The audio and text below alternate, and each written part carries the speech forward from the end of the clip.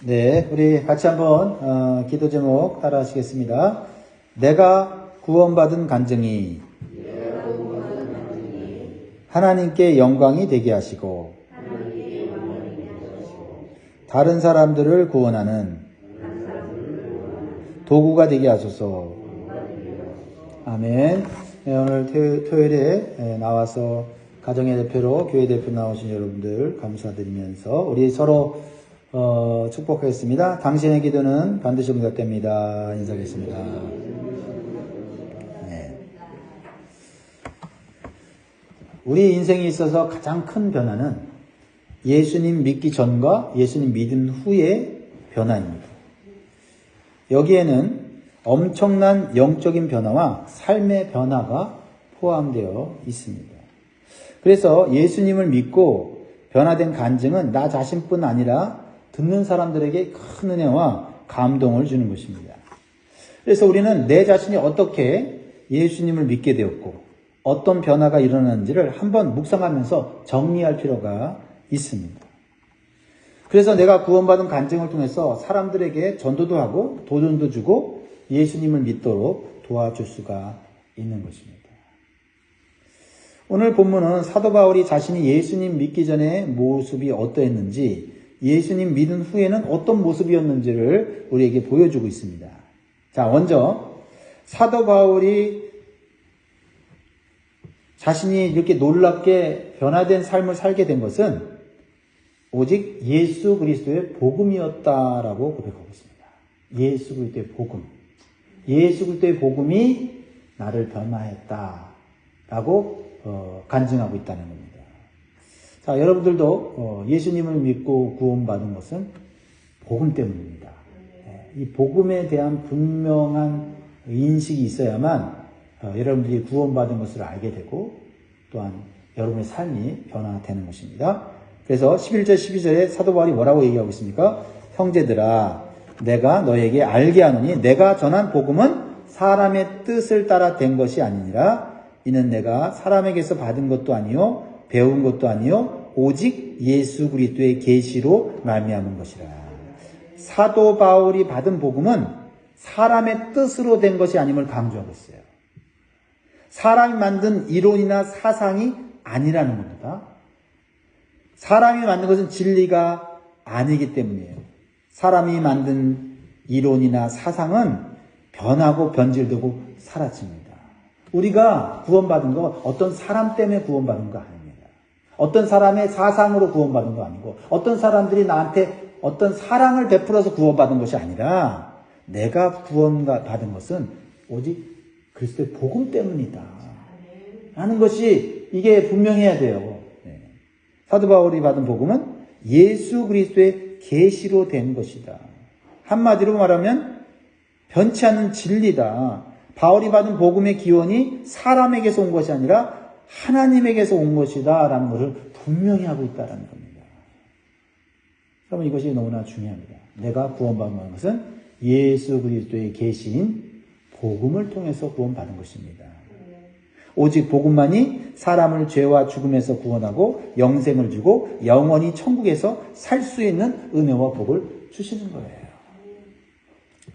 그런데 바울이 이렇게 간증을 하는 이유는 갈라디아에 있는 성도들이 받은 참된 복음을 교란케 하고 변질시키는 거짓 교사들이 있었기 때문이에요.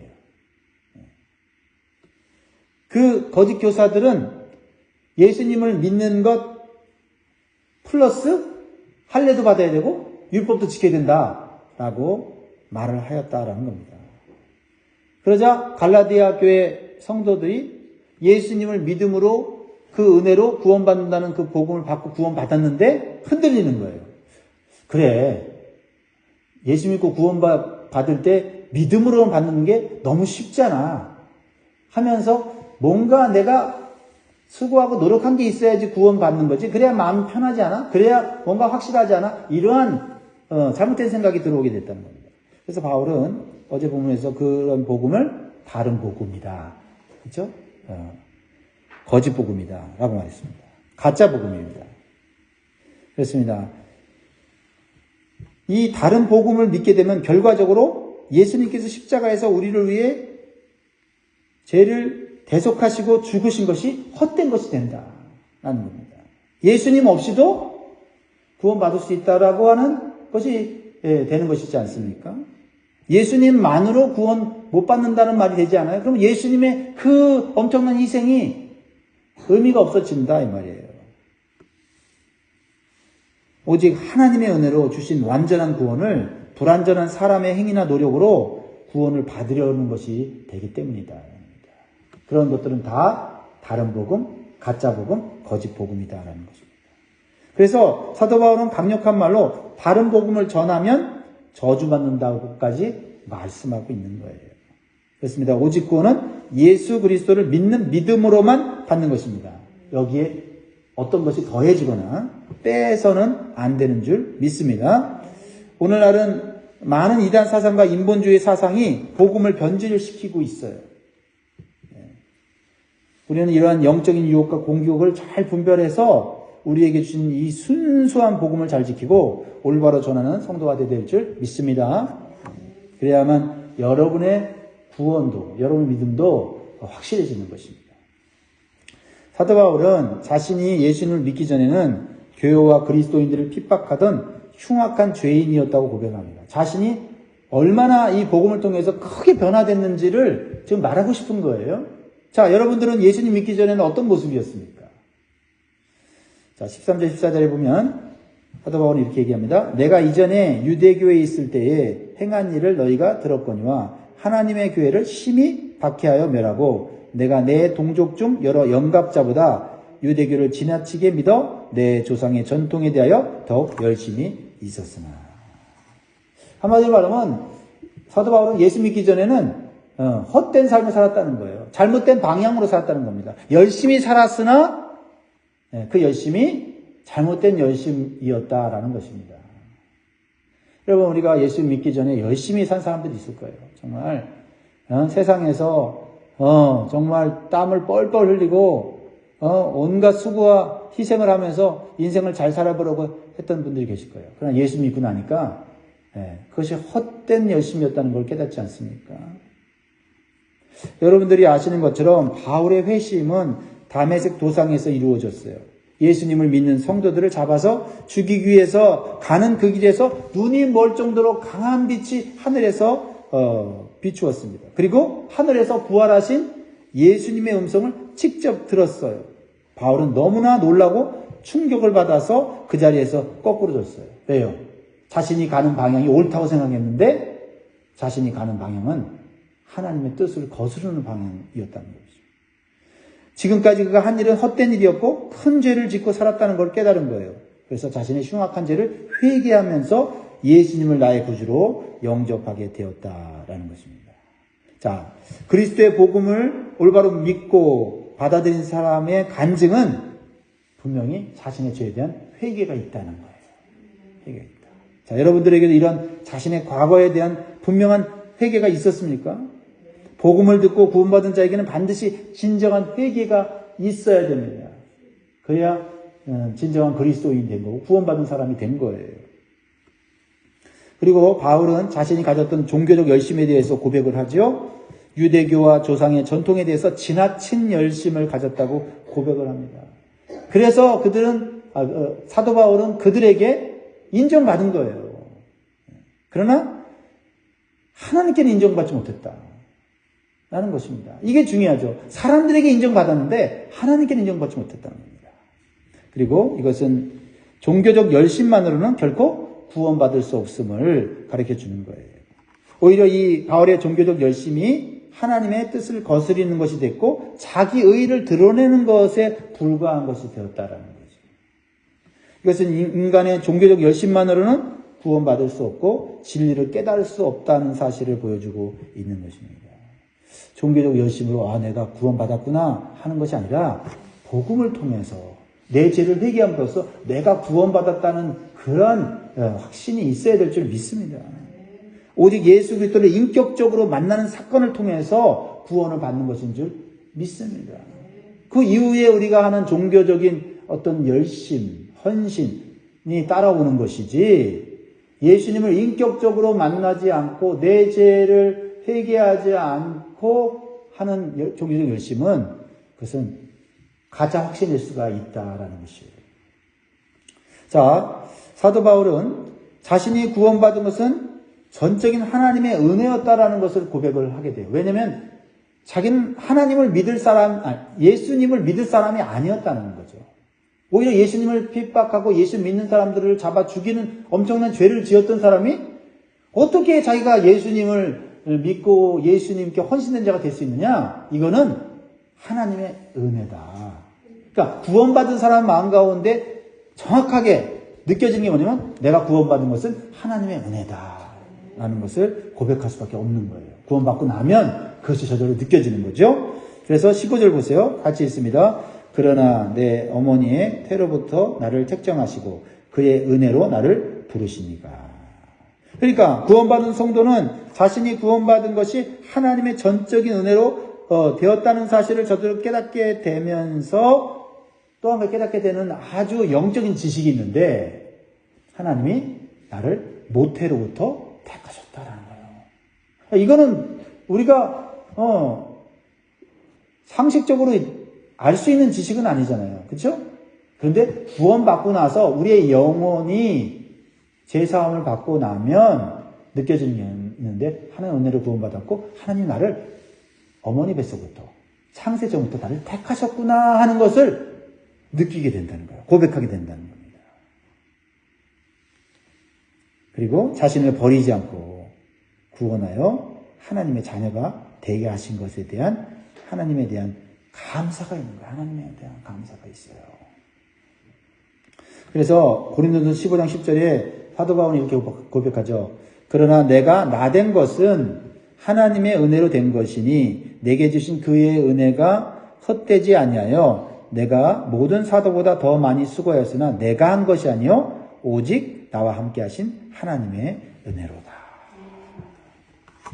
그러니까 이렇게 구원받은 성도는 영적인 지식이 있어요. 하나님이 나를 창세전에 모태로부터 택하셨구나. 그리고 내가 하는 모든 것들이 내 힘으로 하는 줄 알았는데 내가 맡은 직분이 내 힘으로 하는 줄 알았는데 하나님의 은혜로 하고 있구나라는 것을 고백한다라는 것입니다.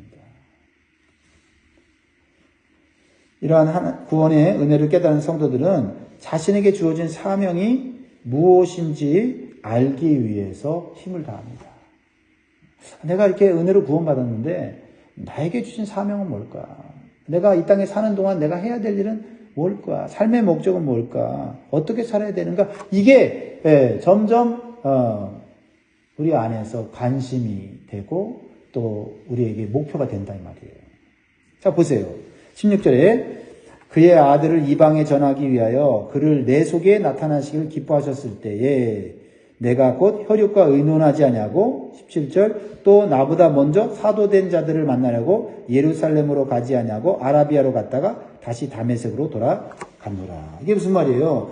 하나님께서 부활하신 예수 그리스도를 만남으로 회심케 하시고 이 사도 바울을 이방인을 위한 사역자로 세우신다고 하는 계획을 알게 해 주셨다라는 겁니다.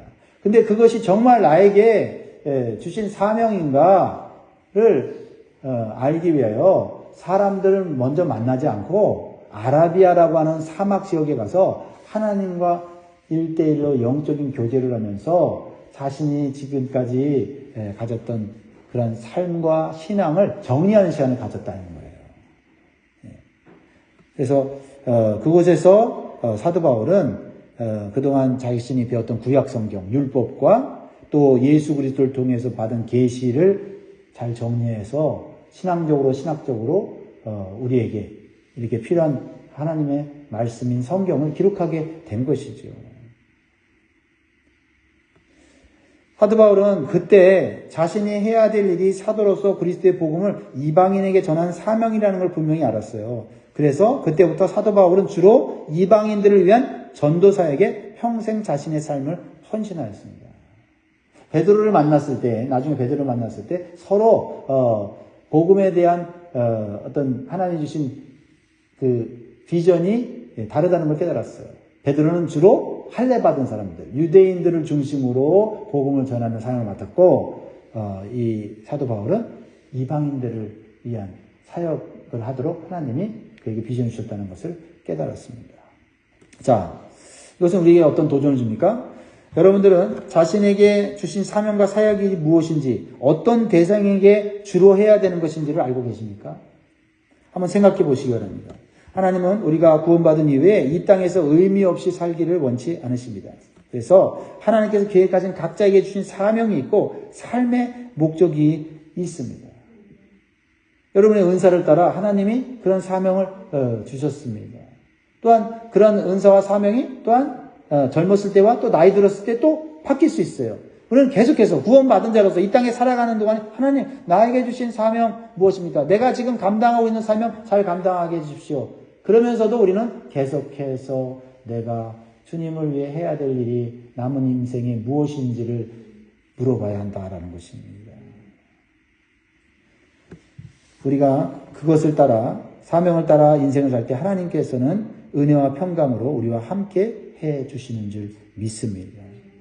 하나님의 뜻을 행하는 자에게 하나님께서는 끝까지 함께 하시고 보호하시고 인도해 주시는 줄 믿습니다.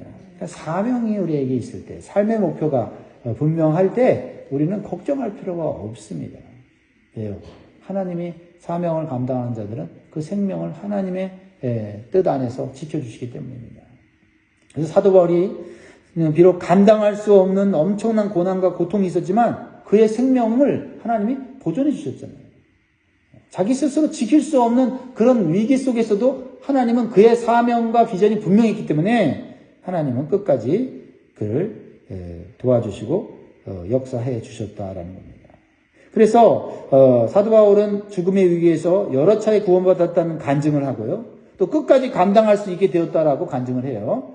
그러면서 그가 이제 마지막 인생의 끝자락에서 천국을 바라보면서 이렇게 고백을 해요.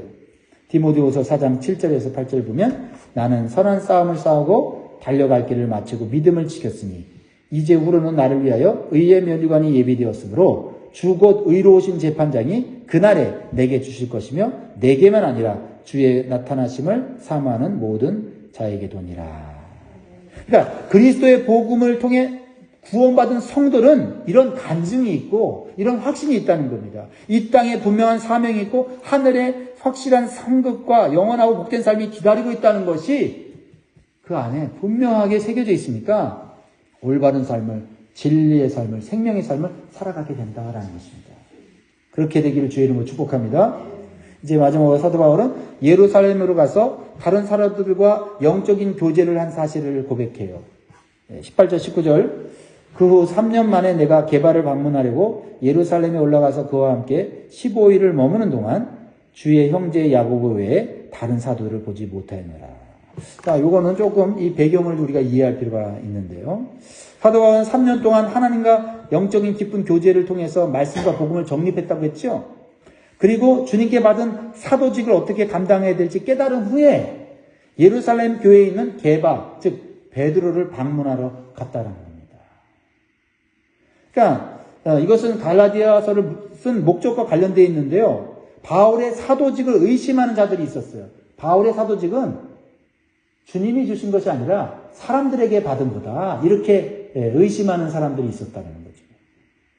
그런데 바울은 자신이 사도가 된 것은 다른 사도들에 의해서 된 것이 아니라 이미 주님께서 자신에게 사도직을 부여하셨기 때문에 자기가 사도의 일을 하는 것이다. 그래서 사람을 만나도 먼저 가지 않고 자기는 아라비아로 가서 먼저 하나님의 말씀 안에서 믿음과 사명을 잘 정립했다고 말하는 겁니다. 그리고 바울이 예루살렘의 교회에 간 것은 사도로서 다른 사도들에게 사도직을 인정받으러 간 것이 아니라 그들과 영적인 교제를 하기 위해서 간 것이다 라고 말하고 있어요. 이것은 바울의 진실한 고백이었다고 말하는 겁니다. 그래서 이렇게까지 얘기해요. 20절 같이 있습니다. 시작. 보라 내가 너희에게 쓰는 것은 하나님 앞에서 거짓말이 아니로다. 사랑하는 성도 여러분, 이것을 우리에게 주시는 적용점은 뭐냐면 우리가 사람들에게 인정받으려고 사역을 하는 것이 아니다라는 겁니다. 우리의 사역은 사람의 칭찬과 평가에 따라서 흔들리면 안 된다는 거예요. 주님이 주신 것이기 때문에 내가 사람들에 의해서 흔들리지 말아야 한다는 겁니다. 사람들의 평가에 의해서 흔들리지 말아야 된다는 겁니다. 오직 주님을 바라보면서 사역을 하게 될 때 우리는 끝까지 감당할 수 있게 된다라는 겁니다. 그리고 또 어떻게 해요? 사람들 앞에서도 당당하게 나에게 주어진 사명의 길을 갈 수 있게 되는 것입니다. 이게 주님께 받은 사명의 특징이다라는 거예요. 그래서 사도 바울은 예루살렘에 있는 사도들을 다 만나지 않고 다시 사역의 길로 나아가는 겁니다. 사람들에게, 특히 사도들에게 인정받으려면 사도들이 다 모일 때까지 기다렸다가 말이죠. 내가 이런 사역 일을 하고 주님께 사도직을 받았습니다 하면서 막 자랑하고 사람들이 막 칭찬해주고 막 당신 대단합니다 이렇게 해주기를 바랬다면 사도 바울이 자신이 받은 사도직을 주님이 아니라 사람한테 인정받으려고 했다고 평가받을 수 있어요. 그러나 그러지 않았다는 거예요. 사람들이 인정하든 인정하지 않든 그럼 주님이 주신 사명이고 사도직이기 때문에 나는 내 사역의 길을 가겠다고 사역의 현장으로 다시 갔다는 겁니다. 그랬을 때 결과가 어떻게 되냐? 결과는 하나님을 믿지 않는 사람들이나 믿는 사람들이 바울의 진정한 변화를 통해서 하나님께 영광을 돌리더라. 이게 이제 간증의 마지막 결론인 거예요. 그러니까 바울의 영광이 아니라 하나님의 영광이 드러났다는 거예요. 그러니까 어떤 간증은 그 간증이 기가 막혀요. 막 간증이 너무 막 롤러코스터를 타는 것처럼 올라갔다 내렸다 하면서 막 가슴을 졸이면서 와, 저 사람 대단하다 막 주님의 영광은 없고 그 사람이 대단한 것만 간증에 드러날 때가 있다는 거죠. 그러나 구원받은 간증, 올바른 간증의 결론은 하나님 대단하시다. 하나님께 영광이다. 저런 사람도 하나님 변화시켜 주시는구나. 그게 간증의 결과가 되어야 된다. 자, 21절, 24절 읽고 마무리하겠습니다. 그 후에 내가 수리아와 길리기아 지방에 이르렀으나 그리스도 안에 있는 유대의 교회들이 나를 얼굴로는 알지 못하고 다만 우리를 박해하던 자가 전에 멸하려던 그 믿음을 지금 전한다함을 듣고 나로 말미암아 하나님께 영광을 돌리니라. 여러분의 신앙 간증이 나를 인정받으려고 하는 간증이 아니라 하나님께 영광 돌리는 간증이 되어야 될 줄 믿습니다. 우리가 예수 안에서 변화되고 어떤 능력이나 기적이 나타나는 것이 내 자랑이 아니라 하나님 자랑이 되고 다른 사람들을 예수님을 믿게 하는 결과와 열매가 나타나기를 주의 이름으로 축복합니다. 기도하겠습니다.